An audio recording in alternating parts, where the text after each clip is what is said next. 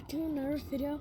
Today we're gonna show you guys how to make soft soap slime. First you need a mixing tool, you need paint or food coloring, and any type of soft soap, or it could be hand.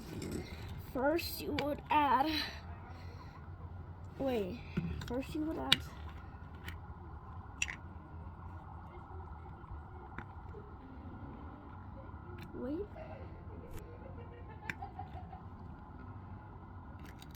okay, you need the soft soap first. If you think it's purple, but it's actually not, it's like clear. And then mix it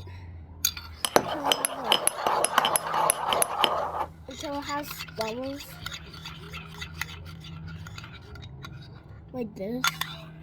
Okay, I'll see you back. You need to add water. Guys, I'm back. Now you need water. You will probably need enough. Let me just think them. Okay, it should be like this. Now mix. Okay, I'm gonna add the paint.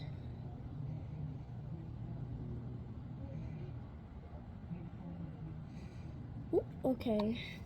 Now I'm gonna mix. I'll see you guys. Guys, I'm done. Now this. Now put it in the fridge for 2 hours.